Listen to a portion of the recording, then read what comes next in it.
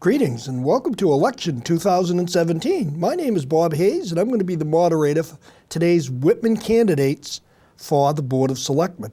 There are 4 candidates running for 2 seats on the Board of Selectmen. Mr. Kowalski is the incumbent. We have Laura Howe, who is also running. We have Randy LaMattina and Nina Salt.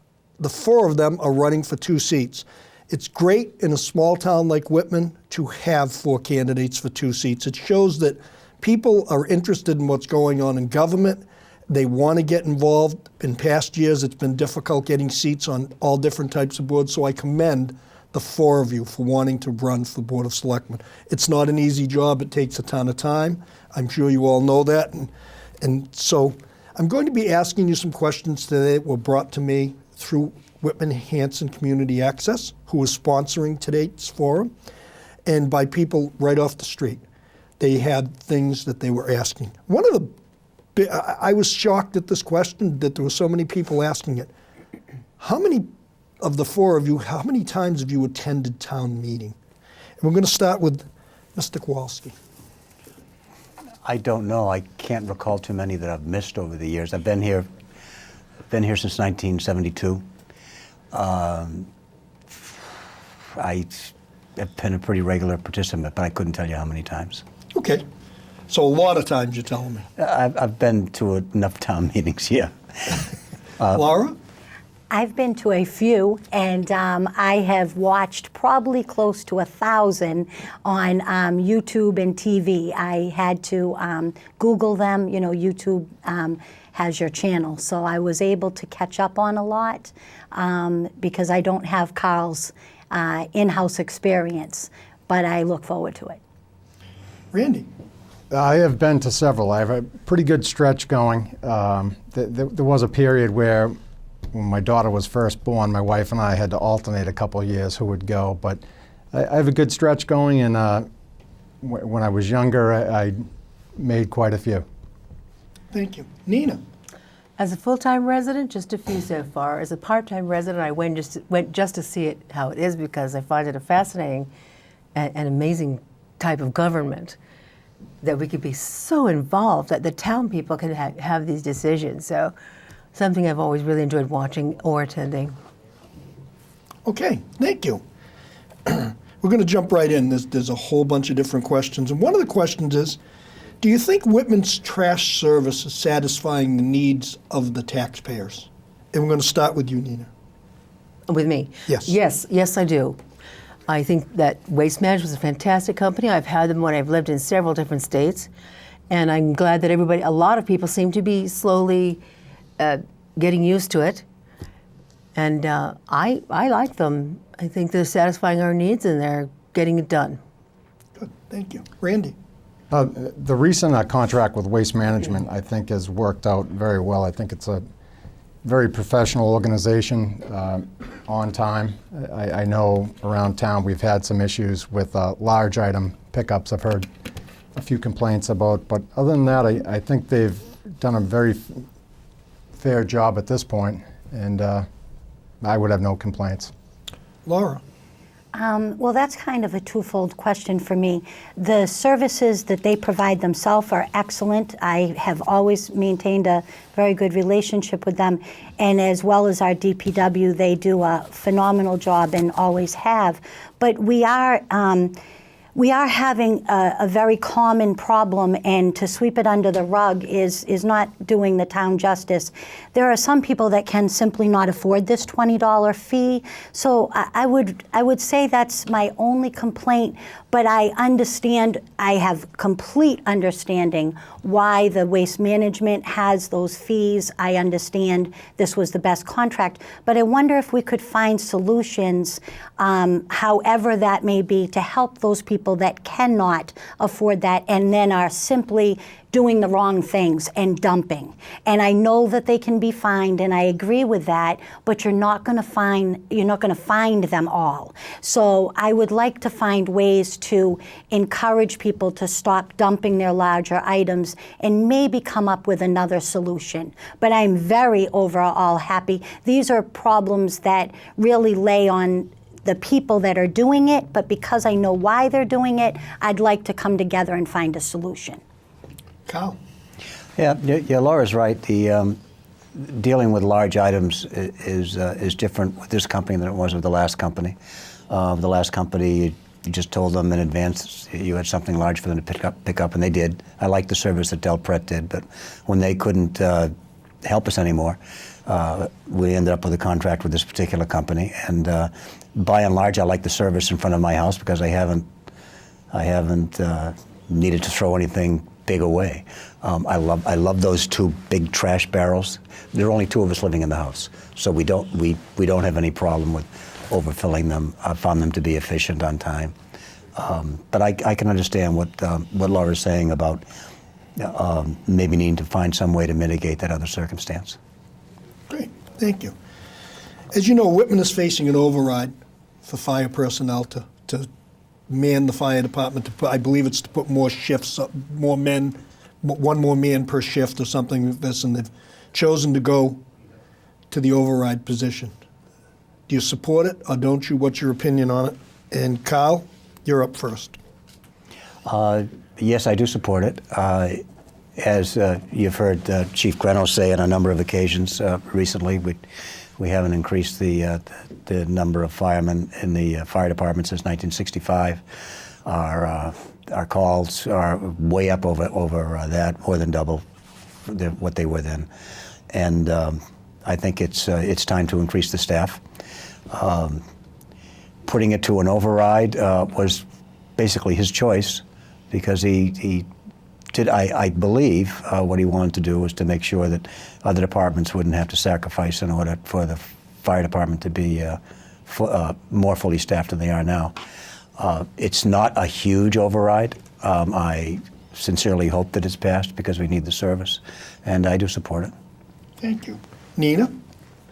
Yes, I found myself supporting it. And I'm normally so fiscally conservative that I would say no overrides, none whatsoever. But there are times when it's absolutely necessary. I believe that staff, manpower, should always come in a general budget. And if you need fire trucks or something, that could go to a debt exclusion or something. But I think that it should always be taken out of their general budget. However, this year that didn't happen. So I had to look at the whole picture and say, why do we still have this? Why do we have the same amount of fire staff as when I was 2? It's not right, and it's dangerous. And we should not make our fire chief beg for services for first responders that we need as a town. Not only our population, which is larger than the census would show. Some people don't fill out their census. So he feels we may have up to closer to 19 to 20,000 people, not 14. Additionally, we have 18, a very, very busy highway going to the colleges and all of the businesses around there. We have to provide first responder to car accidents, slip and falls in all the restaurants, the grocery stores, skating on ice also. We have a lot to do on 18. That's a big responsibility to provide first responder services that I think it can't be ignored anymore. And I hate that it has to go to an override. But I believe it's extremely necessary now. And I would hope that in the ensuing years, staff is put in a budget and function trucks goes to maybe a debt exclusion if we need it. Thank you. So. Randy? I do absolutely support Chief Greno in this override. I have the favorable position of being on the Finance Committee and having looked at his numbers in depth. It makes sense. When you have a fire department, like Dr. Kowalski said, that staff has not increased since 1965. They then added an ambulance in 1972, a call volume that has gone up 177% to date. Not only the call volume, but the nature of the calls that are being received. As a retired firefighter, I will say that what I've learned is that it is not the equipment you arrive on. It is the manpower, woman power at the scene when you get off that does the job. And with what he's not even trying to meet the NFPA standards right now. We're that far below it that even the addition of one more man does not meet those standards. But it's not only providing a level of safety for our own firefighters, but it's also providing a layer of safety for the public as well. Thank you. Laura? I absolutely support it for all the reasons that everyone had said, as well as we are going to need these services. We won't even be able to know how much more we're going to need the fire services because of the new grow facility. It's legal to put grow lights in your home, and I worry that not everyone will know what their wiring can handle. And if you're in a house, that becomes very dangerous, and of course to all the occupants in the house. But what if you're in a complex or an apartment or a condo and you cannot see inside of everyone's house? So I fear that down the road, we may see a higher call volume than increase of 177%, and we just cannot have that with our manpower now. And I agree completely with Randy about it being the men and women that are on the job more than the equipment, and just fatigue alone, and the stress. I mean, we were not dealing with, back in 1965, the rate of overdose and the amount of coming from DCF and high-risk care. I can tell you firsthand that the burnout of these personnel, these first responders, is great, and it's something that's never talked about. And so for their mental and physical well-being, I'd like to see staff increased. Thank you. Okay. Do you think town meeting is an effective form of government, given the current problems we have in a town like Whitman, who has, I believe, 10,000 voters, and we have trouble getting 150 people to get a quorum? So 150 people are making the decision of between 14 and 16,000 people in the town of Whitman. Do you think it's still an effective form of government? And we're going to go right to you, Laura. Well, I'm glad you did, because I was like chomping at the bit. I absolutely do, because I believe that people have been turned off by government. And I don't think that just of Whitman, I think that across the board. I wish there was no political parties. I'd rather just have a party for the people. We need to welcome people back into government. Their voices are not heard, they don't feel their voices are heard, and because this, they don't step forward. I want to really rev up this public. I want to rock that vote so bad, May 20th, because I want to see new people coming in all the time. Next election, the election after, just to volunteer, to be part of government. We have forgotten that our town hall is much like a church. It is not anyone's place. It is open to all people. And I feel if you could get a spark lit under the people and they felt that their voice would matter and be heard, I strongly feel they would come. We're not going to get 100%. I'm not even shooting for that, but I'm shooting for a heck of a lot more than 2 or 3%, and I feel we can do it. Thank you. Kyle? A town meeting is an interesting form of government. When anybody that is a registered voter in the town can come to a place the first weekend in May and make decisions about spending $29 million. It's on the advice of the Finance Committee and with the help of the elected officials, I suppose. But basically, it's a form of government in which each person has his or her voice. It leads for some drama. It leads for some interesting times. Leads for some funny times.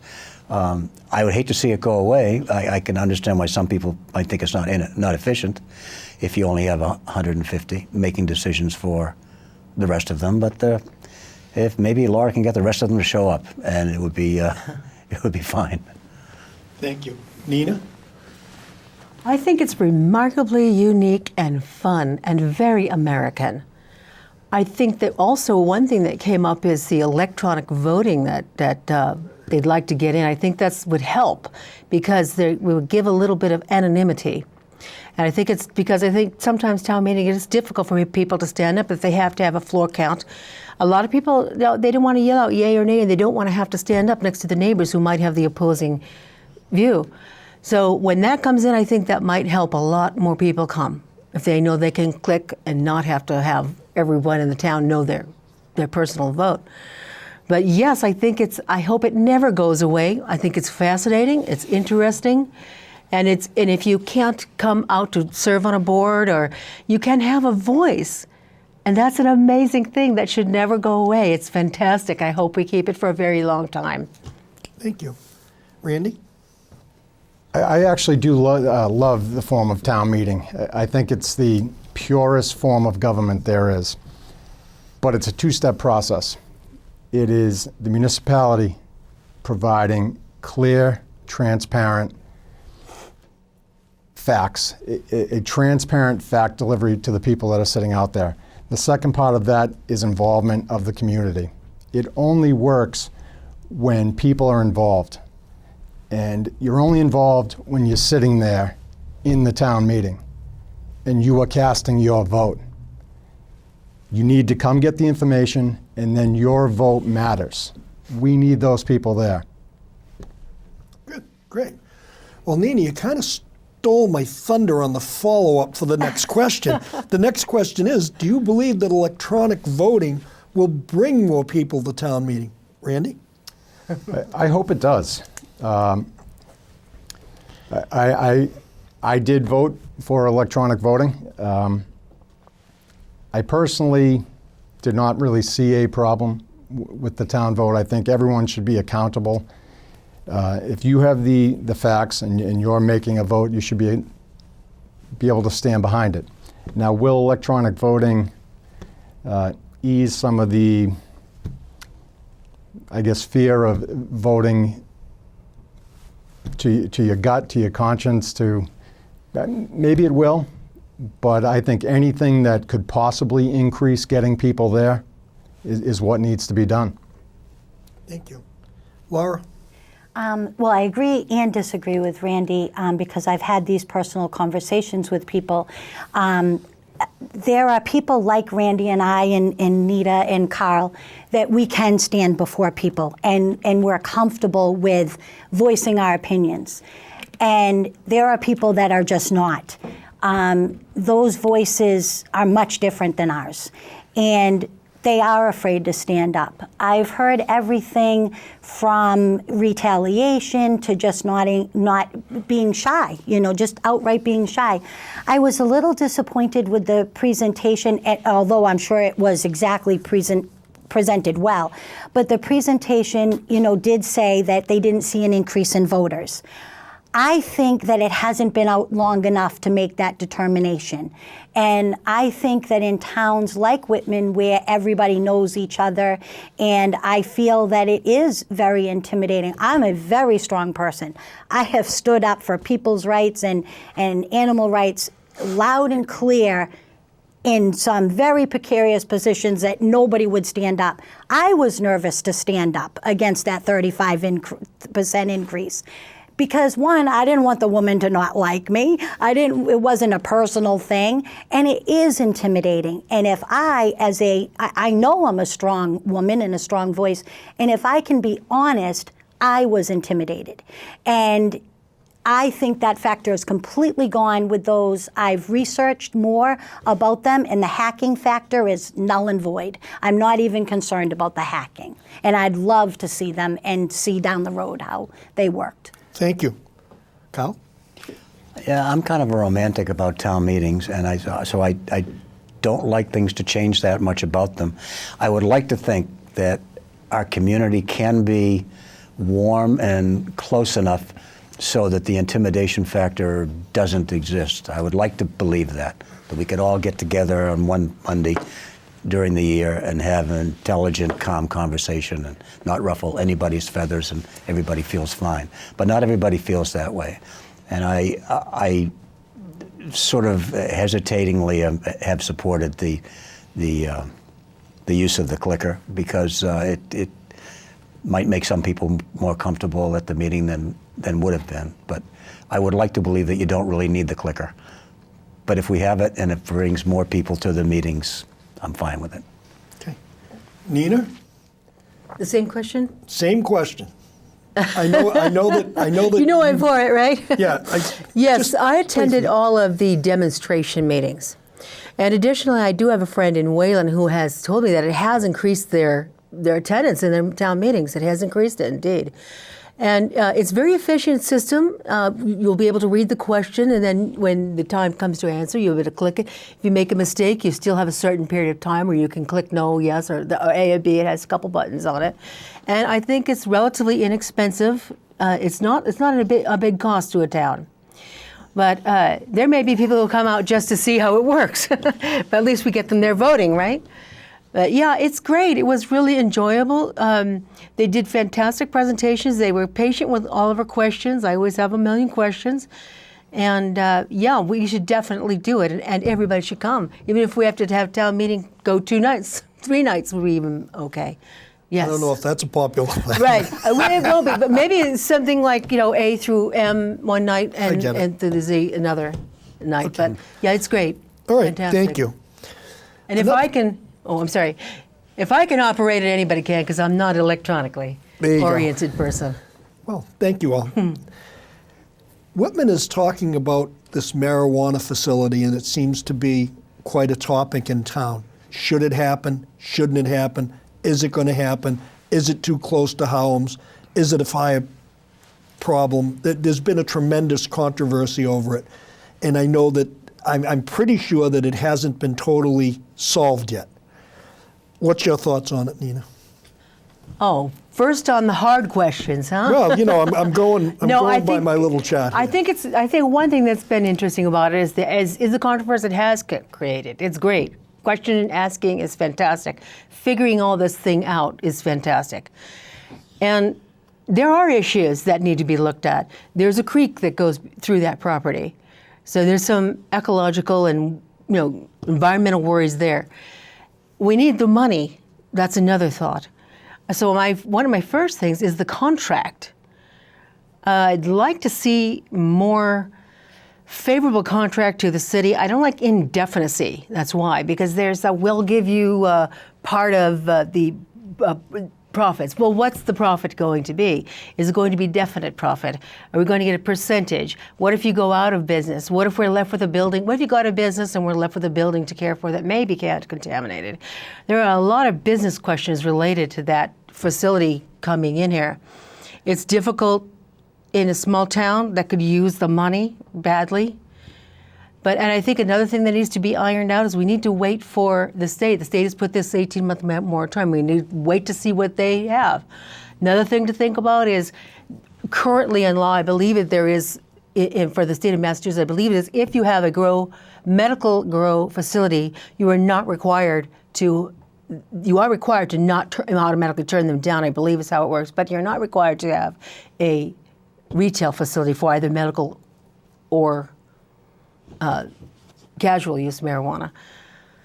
But that I think needs to be continued to be looked at. And I really want to have a chance. I don't have a chance right now, but I would love to really look at that contract and make sure that it is not libelous in any way to the city. Because while we need the money, we also don't need any liability issues. We don't need any more trouble. But it could be a good thing for Whitman. Thank you. Randy? Regardless of where we sit on this position individually, the people have spoken on the matter. So it is now a legal business. As with any business that we're going to bring to Whitman, I think we need to look at what the social impact is on the people in the community and what the monetary impact will be. From what I've been told, we are not going to see a monetary impact from this because it is a nonprofit medical facility. I know from speaking to the police chief and the fire chief, they have, and I believe the selectmen might have went, that they have toured facilities. All I can say is I would just hope that the background leading up to this facility has been well thought out, has been well planned out, and that people have done their work. I will say I know that the Board of Selectmen have taken some heat on this, but I actually think by one of the methods that they went by was how this town voted. Probably was a very good way to cast their position. But I think the vote would have been differently if people would have realized, with a little caveat on the ballot question that year, would you legalize this and would you mind it in your town? Thank you. Laura? Well, I wonder what we're not able to change what the people voted. I don't believe that contamination is going to be an issue when you're speaking about a grow facility of that magnitude and that type, because they can't sell medical marijuana or give it away to people for medical reasons that they're contaminating with chemicals. It just isn't done. The process is not that way. But the people have voted. I did not come in on this decision. I decided to run after it was already decided.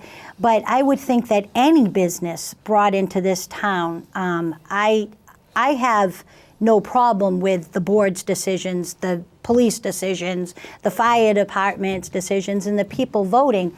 It seems almost a moot point.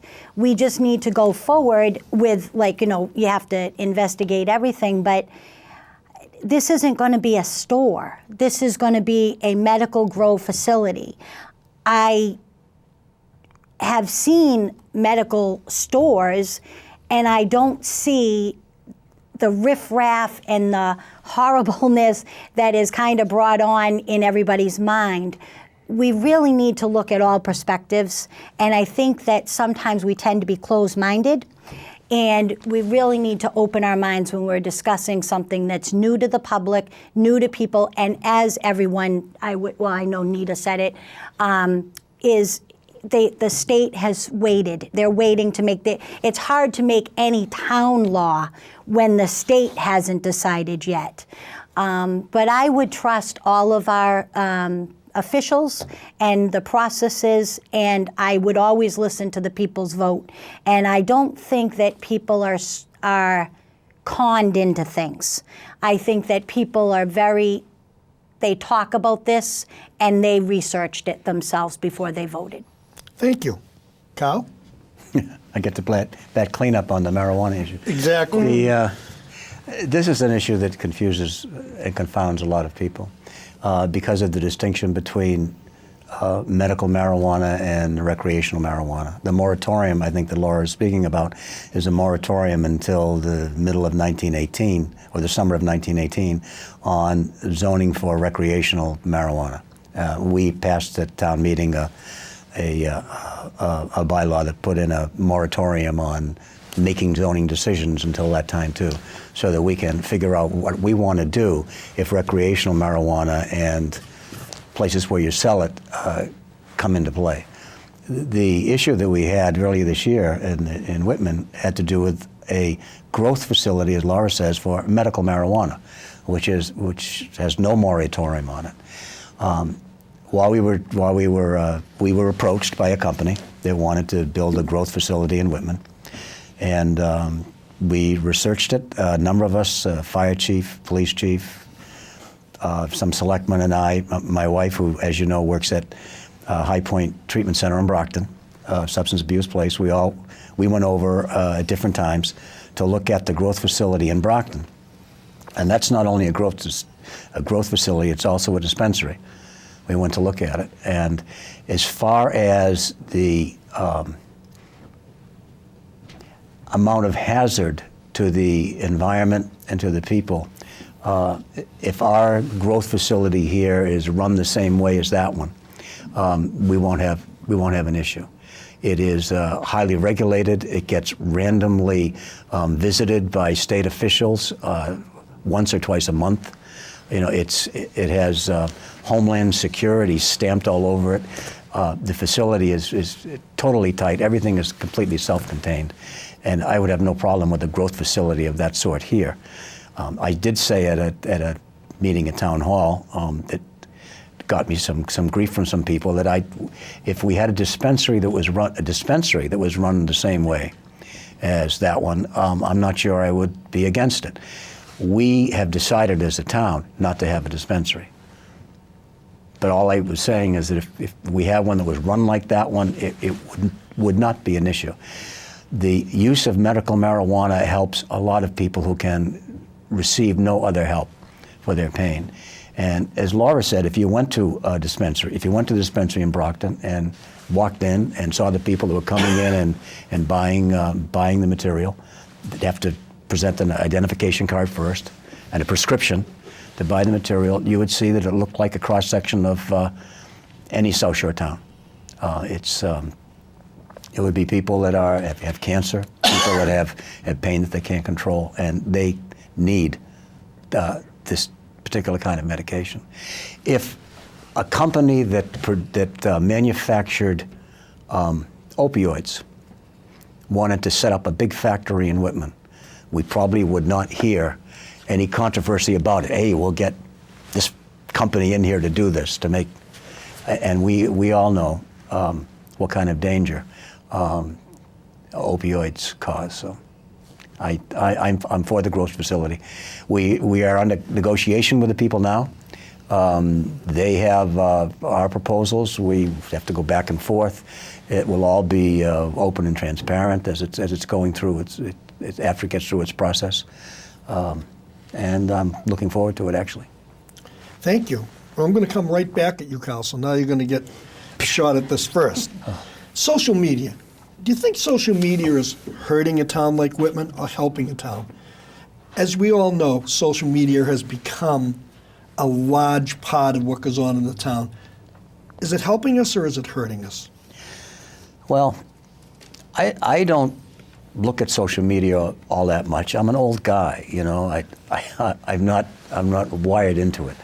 I do read it on occasion.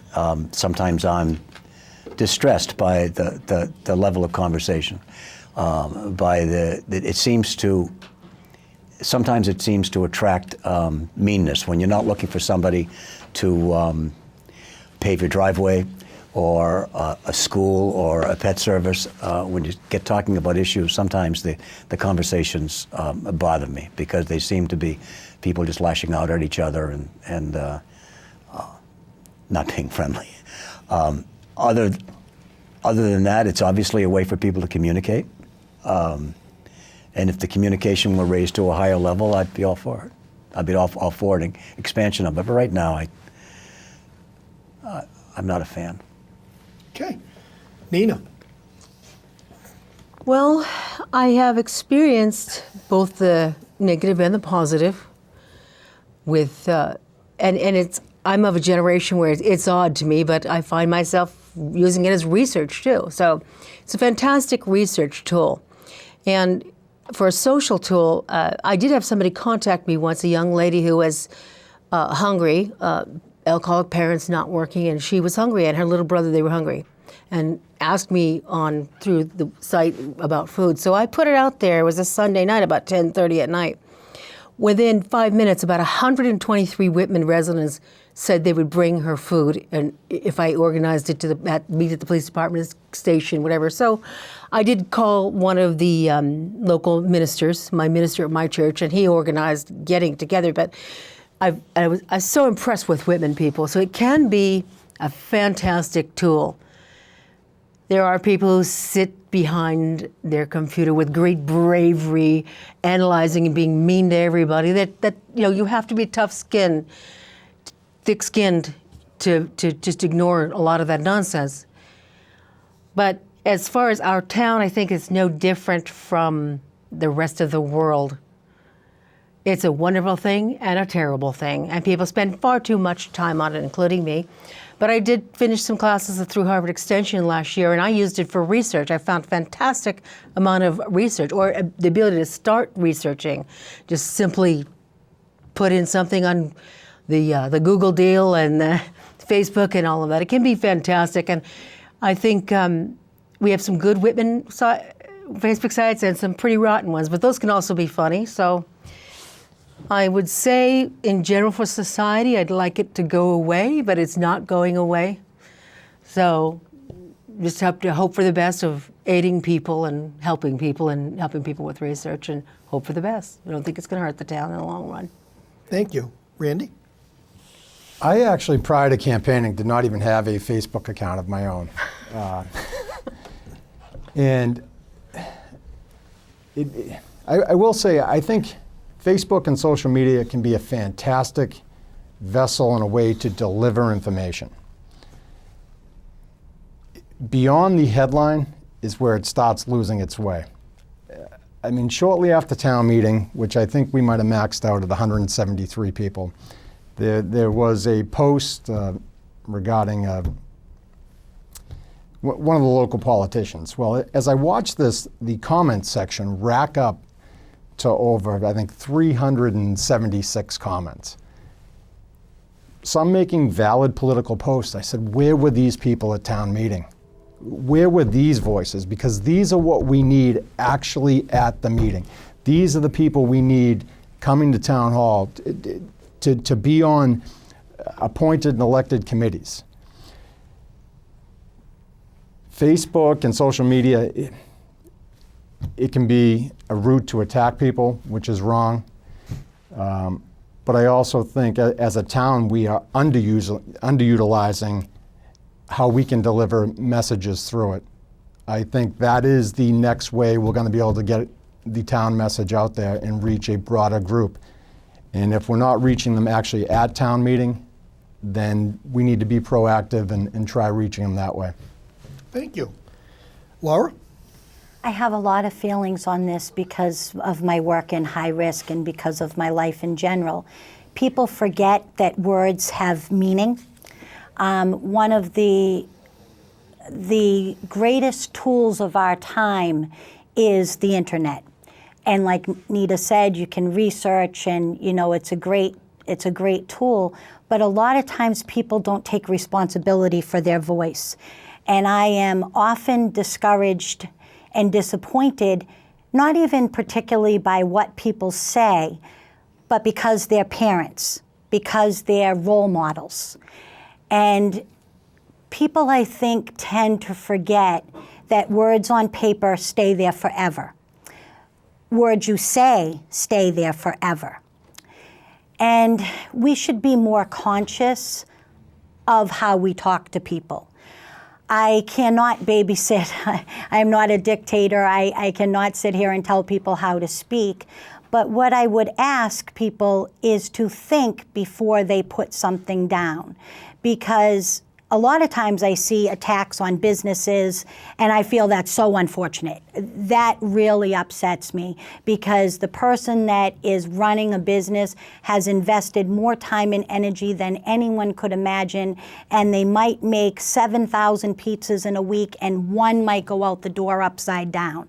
And what happens to that business is just, to me, a sin, because just step aside for once and think of those people that are working at that job, and many of them as a family unit, for 12 to 16 to 18 to 20 hours a day. And then put your comment. I'm always wondering why people don't do complaints on a phone call and go that way. But you can't control it, and really, I think that social media is great and terrible, but I would ask people to be socially responsible and to remember always that you're a role model. Thank you. Well, I'm going to come right back at you with the next question. Whitman is proposing to build a new DPW barn. Do you build new or do you remodel? Well, look at what they have to remodel, my goodness. And you might have asked me the easiest question of the night. I could blow the thing down. It's amazing to me that it's a danger. I love our DPW. I have since a child. My grandmother's, everyone my grandmother was, it was all her boyfriends. There's my boyfriends, there's my boyfriends. They do so much for this community. we on social media, they focus on the trash that's left on sides of roads, and I understand. I try to pick up that trash. I get them, but they forget to give the credit. We have some of the cleanest streets. I drive through other towns, and I won't name them, and my daughter, who's only 7, will say they have such dirty streets. Our town streets they're not just clean, they're clean because of this DPW. And I think that we're strong as a community with all of our departments. I don't think anything is less important than the next. I don't know how we'll find money. That's why we have a finance committee. That's why we have more than one selectman making, decisions. But I feel that getting some, of this new state of the technology with solar and geothermal panels and all of that, we could get grants. But I am definitely for tearing down and rebuilding. Thank you. Kyle? Oh, yeah. I agree with Laura totally on this. We need a new building. And there's no way you could remodel that old building. DPW needs it. It's needed it for a while. It's going to eventually have to get done. Thank you. Nina? Well, when I first moved back to town, one of the things I looked at was all the great old things that were still there from when I was a kid. And I was driving by the DPW. Oh, yeah, the DPW, the dump, that kind of thing. That's there. And then I realized, well, I'm almost 60. And that was an old building in 1959. And it's been an old building for a long time. So I love the old stuff in Whitman. I still wish there was a Babayans, and I wish everything, the Big East Side grocery store, but, there isn't, and we have to go forward, and I'm very much into infrastructure improvement.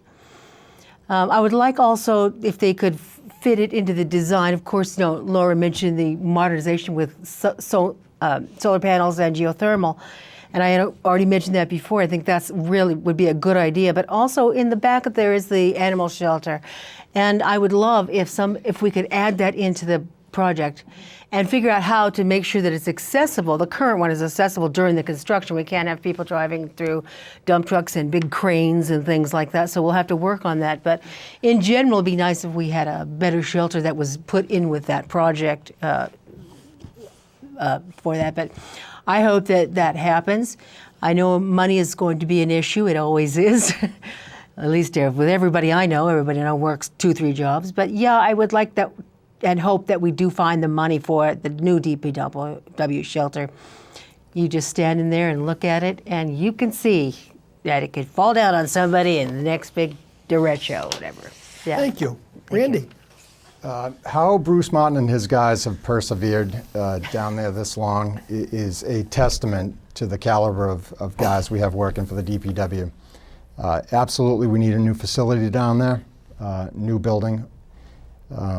We just need to make sure that when the project starts that it's done right, and we don't end up with due to the land where it's sitting on, we don't end up with another Holt School disaster. And it ends up costing $1.5 million more than we originally thought. Money will be tight. I know right now they're in some talks, and I believe they've done some test borings down there that has worked out okay.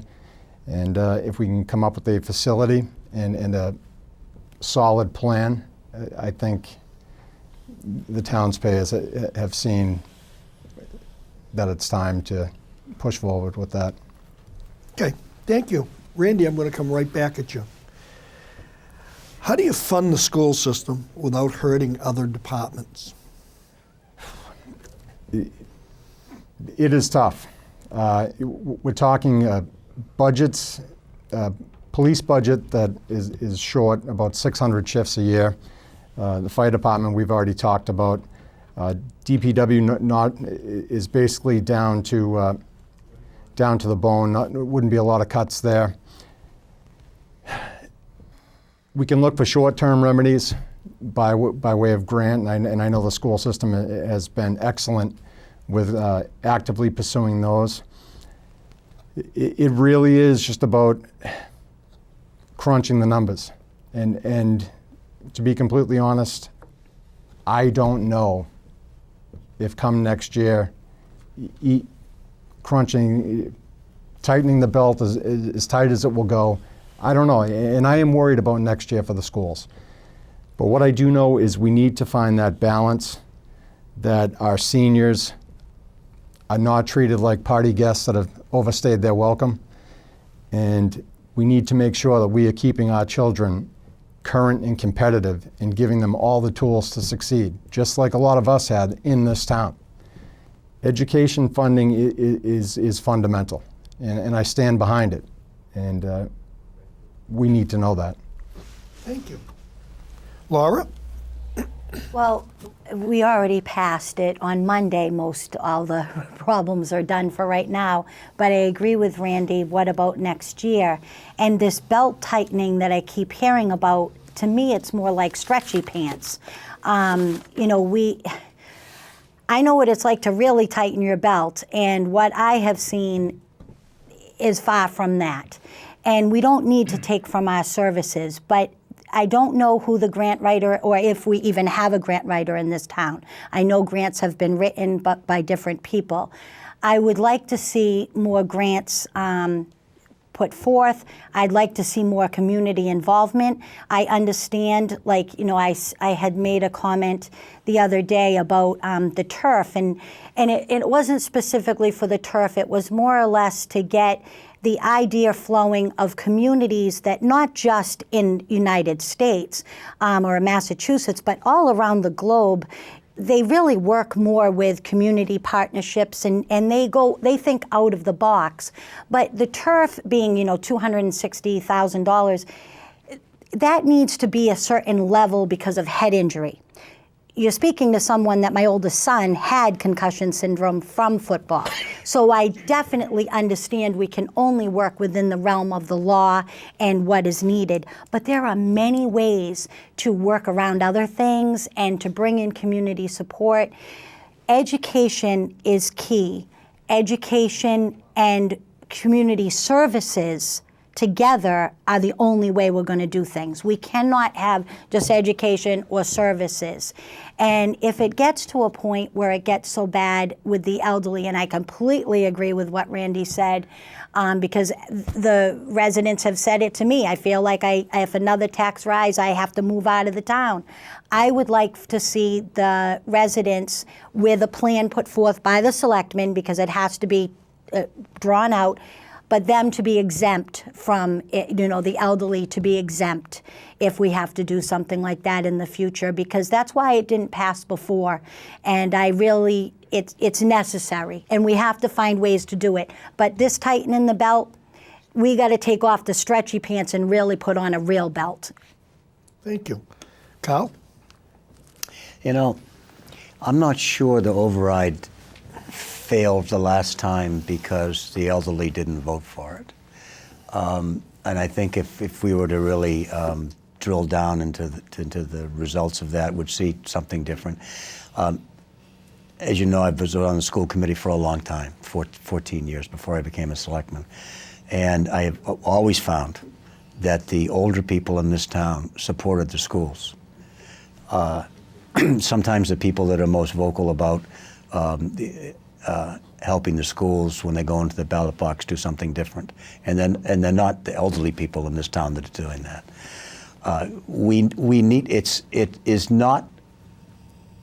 It's embarrassing, frankly, to be in the bottom 10 of the 351 communities as far as local funding for the schools. On the other hand, at the present time, if you were to count the Chapter 70 money that goes directly to the district as money that passed through the town of Whitman to the district, which is what it used to when we were two separate towns, you would see that the school, basically, the burden on the school is about 60% of their budget, about 60%. We are not that far away, I don't think, from being at a level that we can, if not be super proud of, at least be satisfied with. It may take an override. We do have to do something. We do have to do something for the schools. The other thing we have to remember, and this is a hard thing to say to people, is that the tax rate in Whitman has been the lowest of its surrounding and similar communities for at least 10 years in our area. We're the lowest. Tax bills are the lowest. We have not laid off any town employees, accepting, people from the schools that have been retired or whatever. We have not laid off anybody during a really hard economic time.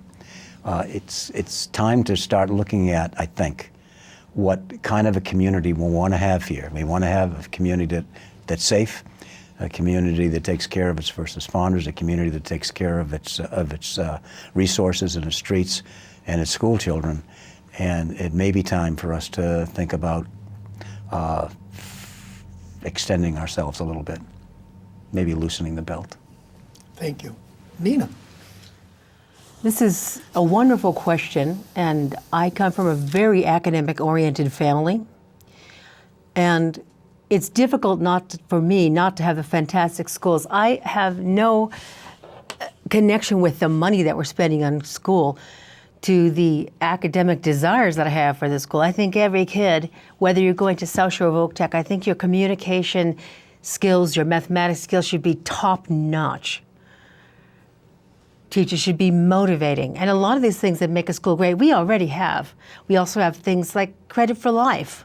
We have great schools, but I believe that no one part of town should be more important or subtract from another. Keeping a solid, financially stable town is also a gift to our children. You can't pay schools what the Commonwealth of Massachusetts Department of Education says you should pay. They have fantastic guidance with their mathematical formulae, but if you can't pay that and you bankrupt your city trying to pay that, then you have nothing to give your children and you bankrupt your school district. And that's happening nationwide. It's happening right here in Brockton. Brockton has laid off like 96 teachers and staff this year. So I think it's real important to make sure the town is set, every aspect of this set, even if it means we give the schools what they need in a little bit slower pace. Maybe not. The override last year, people freaked out by the word automatic. Automatic and taxes freaks people out. But if we do it a little slower, and we fund the absolute necessary things that teachers say straight in the classroom, this is what I need to help the most of my teachers. For me, I think that one of those things is having a paraprofessional teacher aide in every classroom through 5th grade, because that's where learning disabilities are caught. And you can change a kid's entire life if you find out they have reading or mathematical difficulties. You can change their whole life by not letting that go past. The same thing with social workers. You can change their life if you catch depression at a younger age. So I think that the balance can be found. I think we can find it. And there are mathematical formulae to guide us, and everybody has to step up. So I hope there's no overrides for it if we do it slowly over the course of years. We get one thing, we get more teachers, we get everything we need each year. That would be great. Thank you. We're winding down, so I'm going to ask you to give your closing statements and tell the voters why you think that you should be elected to the Board of Selectmen to the town of Whitman. And I couldn't be more impressed with 4 candidates and more proud of the 4 people sitting here right now, knowing that 2 are going to come out and the other 2, all 4 have been fabulous. So I thank you and I applaud you for that. So Nina, could you start with your closing statement, please? Okay. Well, this has been a wonderful, wonderful adventure. I have talked to senior citizens at length, and they are very much for schools, surprisingly supportive of schools. And I think it would be just such a blessing to serve my community, really serve in a big variety, which the Board of Select is. It's not just working with one particular part of town. I think it would be fantastic to represent our town as best I'm able. So, thank you. Thank you very much, and I'm glad you were short. We've only got about 1 minute each because we've run over. You give Randy, the signal. thank you so much. People that know me know I'm a fairly quiet guy. I don't say too much. As we've gone through this process, I've realized how out of my comfort zone I truly was as we did the crosstalks and the forums and the radio interviews. But it kind of goes back to the way I've always done things, professionally and municipally. As a fireman, when I'd go to emergency calls, sometimes some of them life and death, there's really not a lot of talk going on. It's assessing the situation, relying on your training and experience, and trying to get to the best possible outcome. As Vice Chairman of the Finance Committee, I adopted that same approach. I identified the problem, tried to find a solution, and then presented it. What I promised the people of Whitman is that's what I will do for you. We'll find the problem together, and we'll work on it, and I will be out there, and I will listen to you, and we will find a solution. I do not think Whitman's broken. I think we have a great town, and working together is how we're going to make it even better. Randy, thank you. Laura? Well, most of the things that Randy said, I've already said, so I'll try to go forward with that. One, I've accomplished everything that I set out to do just being here. I talked about how words hurt, how words mean something, how we have social responsibility. Well, I sit here before you already knowing who I was as a person, but I'll tell you that as a child, at about 12, 13 years old, I was told I would never amount to anything. I would accomplish nothing and I would be a loser for the rest of my life. It was really nice winning 2010 World's Most Inspirational Person, and that was 7 years ago, so it kind of catapulted me to this moment. But my moments have always been being a voice for people. I do not feel Whitman is broken. I have never felt Whitman is broken. I would not be here right now if I felt Whitman was broken. I feel Whitman is missing something. I think it's missing its people. I talk to people every day, all the time, and I talk to them about things, political and not political. I don't ask people where they live. I don't ask them who they're voting for. I don't ask them if they're Democrat or Republican. I simply ask them if they're a person that wants to share in a conversation. I came here because I wanted my voice heard, and my voice has been heard. So what I want to extend to the public is my voice for them. And that's what I offer people, is my voice. Thank you very much. Kyle? I'll be as brief as I possibly can. Thank you, sir. Because you're going like this. I have lived in this town for almost 50 years now. It's my hometown. My kids were brought up here. My wife and I both love this town. I'd like to continue to serve it as a selectman, as I've done for a number of years. I hope that I can still be useful to the town. And if there's anything that I would like to accomplish over the next term, if I'm elected the next term, it's to keep working on the opioid overdose crisis. There was statistics in the Globe today that showed that we seem to be coming down, that we're down to 450 deaths over the first 3 months of this year, as opposed to 500 last year. It's supposed to be, so we're starting to slow down. However, that means that 5 people a day in Massachusetts died in the first 3 months. And the police chief will tell you that we've slowed down a little bit in Whitman, but people are still dying. I'd like to keep working on that project, and I hope I can continue to do so. Thank you. Well, ladies and gentlemen, I hope this forum has been informative for you. I see nothing but 4 fabulous candidates sitting in front of me. They've answered some very, very difficult questions, and they've all done a fabulous job. I want to remind you, May 20th is the day to vote in Whitman. And I believe the polls are 10 to 5. Am I correct? I think it's 9 to 5. 9 to 5. These people have spent a tremendous amount of time trying to get your vote. Please get out and vote. Take that time. Go to the town hall. Cast your vote. It's your right. It's democracy. You'll feel bad if you don't. Please do. And I want to congratulate all 4 of you. And again, thank you for coming in. Great job.